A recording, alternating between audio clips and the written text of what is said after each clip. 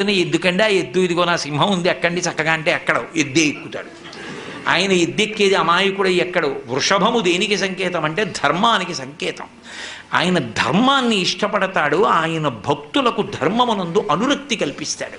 అటువంటి పరమశివ తత్వాన్ని మార్చి మాట్లాడి ఎందుకమ్మా ఆయనతో పెళ్ళేమిటమ్మా నా మాట విని విడిచిపెట్టు అని, నేను చక్కగా చూడు ఎంత యవ్వనంలో ఉన్నానో, నీకు తగినటువంటి వాణ్ణి కాబట్టి నన్ను తగిలి నీవు నా వెంట చనుదెమ్ము వనటకుంద నేత్ర వనజనేత్ర, నన్ను తగులుకుని నాతో వచ్చేయి, వదిలేయి తపస్సు అన్నాడు.